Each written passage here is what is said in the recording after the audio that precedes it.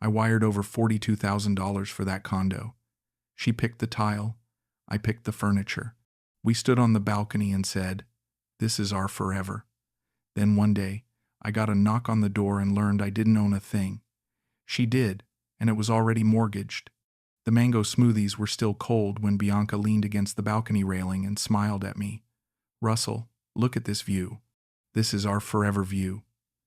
The Manila skyline stretched out before us, all glass and steel catching the afternoon sun. I watched her face light up as she pointed to the swimming pool 20 floors below. "See how the water sparkles? Just like when we first talked about this place." I felt something settle in my chest. Peace, maybe. After my divorce back in Calgary, after all those lonely months during COVID, I finally had a home again. "Our forever," I repeated, wrapping my arms around her waist. She smelled like jasmine and possibility. I love saying that word. Ours. Bianca turned in my arms, her dark eyes catching the light. "You know what I love most about this place?" she asked, tracing her finger along my jawline. "It's not just the view. It's that we built this together. Your dreams, my dreams, all mixed up in these walls." I kissed her forehead, tasting the salt from the humid air. "When I sent that first wire transfer, I was scared," I admitted. $42,000 is a lot of money." She pulled back, studying my face with that serious expression she got when we talked about money. "But you trusted me, and look what we have now." I nodded, looking around at the cream-colored walls we'd painted together, the furniture we'd picked out at SM Mall, the photos of us already hanging by the kitchen. "This feels more like home than anywhere I've lived," I said. The words surprised me with their truth. Bianca squeezed my hand. "Because it's ours, baby. Really ours." That night, I lay awake listening to her breathe beside me, watching the city lights dance across our ceiling. I thought about how far I'd come from that empty house in Calgary, how a voice on Skype had become my salvation. It started with a travel vlog about Manila street food.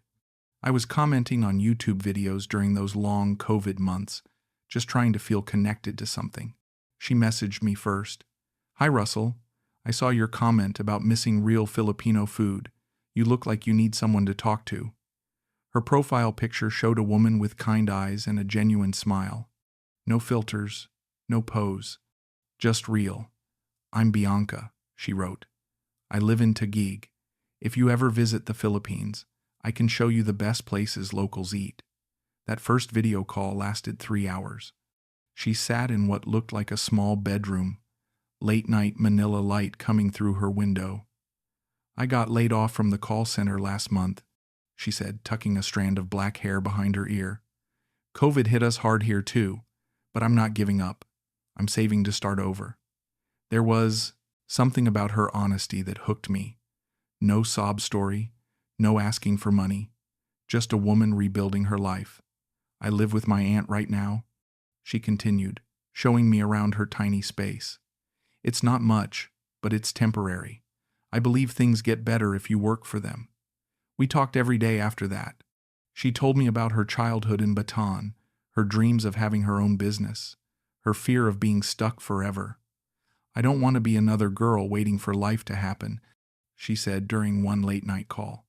"I want to build something real." When travel restrictions lifted, I booked a flight to Manila without telling anyone back home.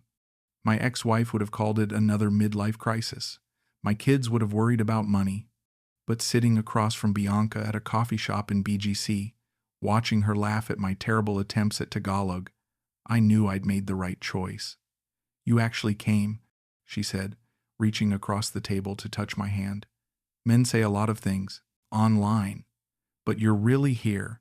I stayed for 3 months that first trip, living in short-term rentals, learning to navigate jeepneys and tricycles, falling in love with both the country and the woman showing it to me. When I had to fly back to Calgary to handle some business, she cried at the airport. "Promise you'll come back," she whispered against my chest. "Promise this isn't just a vacation for you." 6 months later, I sold my house and moved to the Philippines permanently. We were staying in our third Airbnb when Bianca brought up the condo idea.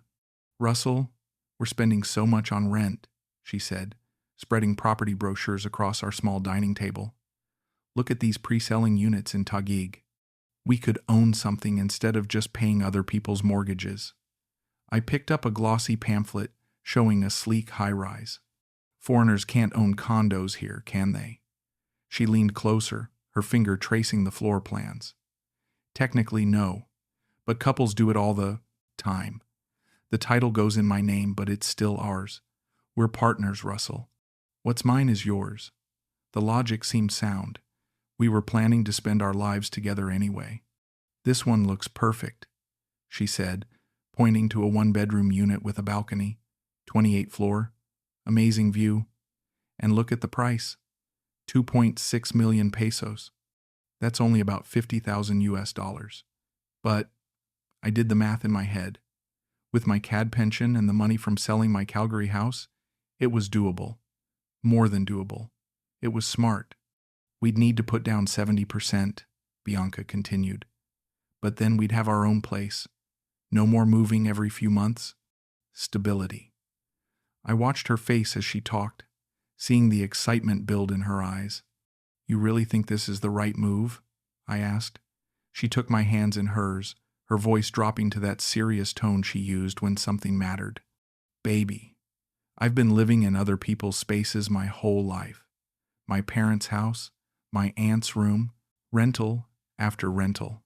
I want something that's ours, something nobody can take away.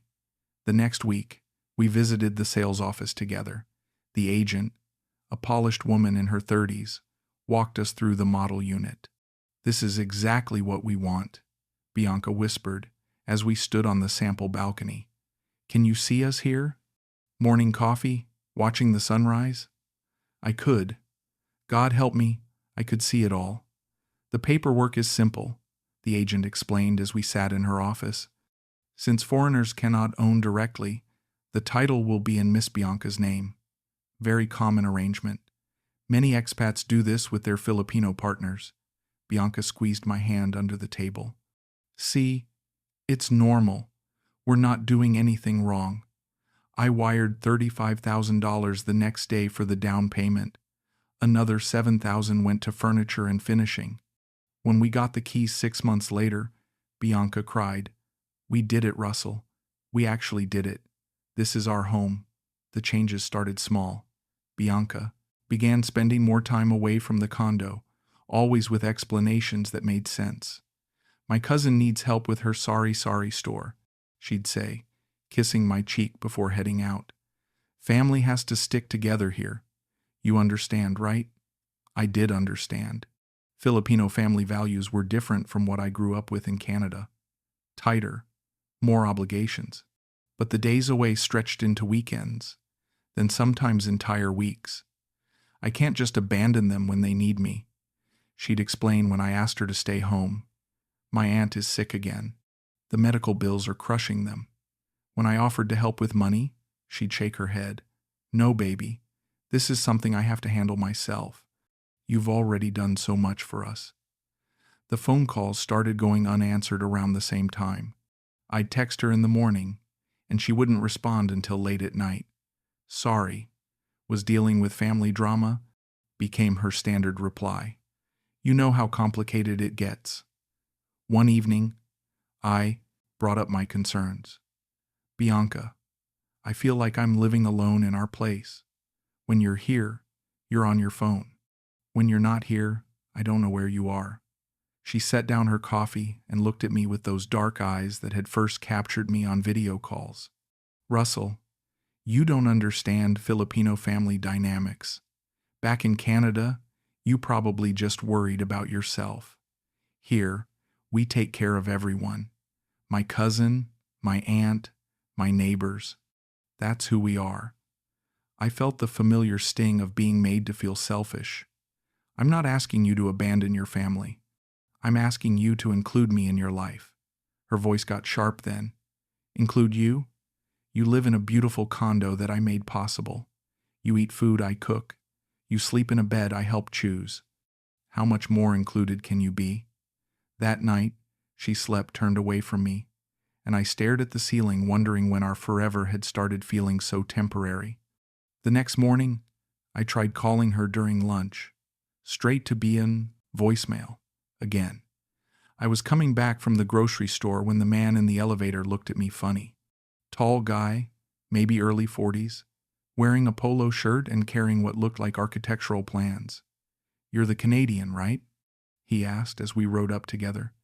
"From 28? I nodded, shifting my grocery bags. "Yeah, that's me. Russell." He studied me for a moment, then glanced at the floor numbers climbing. "You know this place is mortgaged, yeah?" The words hit me like cold water. "What?" He looked uncomfortable, like he'd said something he shouldn't have. "I mean, just what I heard. You know how people talk in buildings like this." The elevator dinged at my floor. "Good luck, man," he said as I stepped out, my hands shaking slightly as I fumbled for my keys. When Bianca came home that evening, I was sitting on the couch with a beer, trying to process what the man had said. "How was your day?" she asked, dropping her purse by the door like she always did. "Interesting," I said, watching her face carefully. "I met a neighbor today. He said something strange." She was pulling leftover rice from the refrigerator, not looking at me. "Yeah? What kind of strange?" I took a long drink of my beer. "He said our condo was mortgaged." Bianca froze for just a second, then continued scooping rice into a bowl. People love to gossip in these buildings, especially when they see foreigners with beautiful Filipino girls. Makes them jealous. Her tone was light, dismissive, but something in the set of her shoulders told me she was being careful with her words. "Jealous of what?" I asked. She turned to face me, smiling that same genuine smile that had hooked me on our first video call. "Of us, baby. Of what we have. A gorgeous place. A strong relationship. People who don't have that tend to spread rumors." She came over and kissed the top of my head. "You're not going to let some stranger in an elevator ruin our happiness, are you?" I wanted to believe her. God, I wanted to believe her so badly. "You're right," I said, pulling her onto my lap. "People do talk." But that night, I lay awake long after she fell asleep, staring at our ceiling and wondering why a stranger would lie about something like that. The envelope was beige and official looking, slipped under our door while I was taking my afternoon nap. Bianca was out again, some family thing she'd mentioned that morning. I almost threw it away, thinking it was building maintenance notices or advertisements. But then I saw the bank logo, BPI, and our unit number typed in neat black letters. Most of the letter was in Tagalog, dense paragraphs that might as well have been hieroglyphics to me. But one section was in English, bolded and underlined. Final notice. Balance due PHP, 1,642,000. Property subject to foreclosure proceedings if payment not received within 30 days. My hand started shaking. I read the line again, then again, hoping I was misunderstanding something. 1.6 million pesos. That was almost 30,000 US dollars. I grabbed my phone and called Bianca. Straight to voicemail. "Bianca, call me back right now. We need to talk." I paced around our living room, the letter crumpled in my fist, trying to make sense of what I was seeing. How could there be a mortgage on a condo I'd paid for in cash?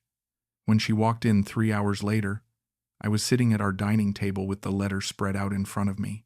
"What's this?" I asked, my voice steadier than I felt. She glanced at the paper and her face went white. Then she started crying. Not the gentle tears she'd shed when we got our keys, but harsh, ugly sobs that shook her whole body. "I can explain," she choked out between breaths. "Please let me explain." I waited, watching this woman I'd given everything to fall apart in front of me. "I borrowed against the equity," she said finally. "Just temporarily. My aunt's hospital bills were so expensive, and my cousin's store was failing, and I thought I could pay it back before you found out." The room felt like it was spinning. You mortgaged our home without telling me?" She reached across the table, trying to take my hands, but I pulled away. "It's my name on the title. I thought it would be simple, just a small loan to help my family, and then everything would be back to normal. I stared at her, seeing a stranger where my partner used to be. Bianca, this isn't a small loan. This is 1.6 million pesos. Her crying got harder. I know. The interest rates here are terrible, and I missed some payments because the store wasn't making money, and it just grew and grew. I felt something cold settle in my stomach. How long has this been going on? She wiped her nose with the back of her hand. 6 months. Maybe 7. 6 months. While I was worrying about phone calls and wondering why she seemed distant, she'd been watching our home slip away and saying nothing. Russell, please. We can fix this. I can. Get another job. Or maybe your pension can cover the payments until... My pension? I cut her off. You want me to pay off a loan you took out secretly on a property I can't even legally own? The words hung in the air between us like a bridge burning. That night, she slept in the spare room, and I sat on our balcony until dawn, watching the city wake up and wondering who I was really living with. The next morning, Bianca's suitcase was by the front door. I think I should stay with my aunt for a while, she said without meeting my eyes. Give you some space to think about things. I was drinking coffee at our table. The foreclosure notice still spread out where I'd left it. Space to think about what exactly? She fidgeted with the handle of her suitcase. About whether you can forgive me. About whether we can work through this together. I looked at her standing there, already dressed to leave, and realized she'd made this decision without including me in it. Just like she'd made the decision to mortgage our home. Bianca, I need to understand something. When you took out that loan, what were you planning to tell me? Her voice got small.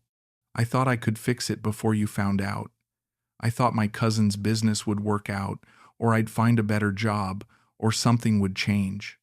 I set down my coffee cup. So you were planning to lie to me indefinitely.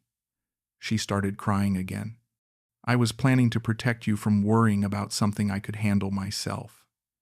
After she left, I tried calling the bank. The customer service representative was polite but firm. Sir, I cannot discuss account details with you. The mortgage is under Miss Bianca's name only. You are not an authorized party. I hung up and looked around our empty condo. Our furniture, our photos, our forever view, all of it built on lies. That evening, Bianca texted me. I'm sorry, Russell. I love you. We can get through this together. I stared at the message for a long time before typing. Back? How? She never answered. The bank started calling daily after that. Polite voices speaking English with Filipino accents, asking when Miss Bianca would be available to discuss payment arrangements. She doesn't live here anymore, I'd tell them. Well, sir, perhaps you could ask her to contact us, they'd reply. This is quite urgent. A week later, Victor, the security guard in our building, pulled me aside. Sir Russell, I hope you don't mind me saying, but be careful. You are not the first foreigner here who had trouble. I wanted to ask what he meant, but I was afraid I already knew. 3 weeks after Bianca moved out, the bank sent another notice. This time it was in both Tagalog and English. Foreclosure proceedings will begin in 14 days. I was losing a home I'd paid for but never owned, and there wasn't a damn thing I could do about it. I sent her one last message on a rainy Thursday morning. I'd been sitting in our condo, watching the water streak down the windows, thinking about all the conversations we'd never have. Bianca, I need you to know something. I didn't need you to pay me back the money. I didn't need you to fix the mortgage. I needed it to be real. What we had, what we built, what you promised me, I needed that to be real. I hit send and then blocked her number. I couldn't keep waiting for replies that never came. 2 days later, Mrs. Santos from down the hall knocked on my door. She was holding a casserole dish and wearing the expression people get when they're about to deliver bad news they think they're being kind to share. Russell, I hope you don't mind, but I thought you should know. My nephew works at a resort in Batangas. He saw Bianca there last weekend with a man, not Filipino. Maybe American, he said. I thanked her for the casserole and closed the door. Then I sat on our couch and laughed until I started crying. The resort was probably nice. 5-star, maybe. The kind of place where you could sip mango smoothies and talk about forever views, while someone else worried about foreclosure notices. I packed my things that afternoon. 2 suitcases and a backpack, everything I'd brought to the Philippines plus a few souvenirs from our time together. I left the furniture. Let the bank deal with it. Let her deal with it. Let whoever came next deal with it. On my way out, Victor helped me load my bags into a taxi. "Where will you go, sir?" he asked. I'd booked a bus ticket to Baguio that morning, someplace cold and different where I could think. "Somewhere I can start over," I told him. He nodded like that made perfect sense. "Sometimes that's the only choice we have," he said. As the taxi pulled away from the building, I didn't look back at our balcony. I'd seen enough forever views to last a lifetime. The studio apartment in Baguio is small and cold, but the key is in my name. Russell Jameson, tenant. Not Russell Jameson, foreigner who trusted the wrong person. Just Russell Jameson, starting over at 66. In a country that taught me the difference between legal ownership and emotional investment. I rent month to month now. No long-term commitments. No wire transfers. No discussions about whose name goes on what document. When people ask why I don't buy property here, I tell them I prefer the flexibility of renting. It's not the whole truth, but it's easier than explaining how $42,000 taught me that home isn't about who owns the walls. The mountain air is thin here, and the mornings are crisp enough that I need a jacket. It's nothing like the humid warmth of Manila. Nothing like the view from the 28th floor of a building I thought was mine. But when I sit on my small balcony with my morning coffee, watching the fog roll over the pine trees, I feel something I hadn't felt in months. Peace. Not the desperate peace of a man trying to convince himself he's found happiness. Real peace. The kind that comes from knowing exactly what you have and what you don't have. I still live in the Philippines. My friends back in Calgary think I'm crazy for staying after everything that happened, but this country didn't betray me. Bianca did. The bureaucracy that wouldn't let me own property didn't trick me. I tricked myself into thinking love could rewrite laws. Sometimes I wonder what would have happened if I'd insisted on proper legal advice before wiring that money, if I'd asked harder questions about foreign ownership, if I'd listened to the voice in my head that whispered warnings I was too infatuated to hear. But mostly, I don't wonder. Wondering is another kind of trap, and I'm done with traps. Yesterday, I got an email from a Canadian expat forum about a seminar on safe property investment for foreigners in the Philippines. I deleted it without opening the attachment. I'm done with property investment. I'm done with building forever with people who think in terms of temporary. This studio apartment costs 12,000 pesos a month, about $200. The rent is due on the 1st, and I pay it on the 1st. The landlord, an elderly Filipino man named Mr. Reyes, nods when he sees me and asks how I'm settling in. He doesn't ask about my love life, or my family situation, or my long-term plans. He asks if the hot water is working and whether I need anything fixed. It's a simple relationship built on simple terms, and after everything I've been through, simple feels like luxury. This time, I keep the keys. Not to a condo with a forever view, but to my peace of mind, and that's something nobody can mortgage.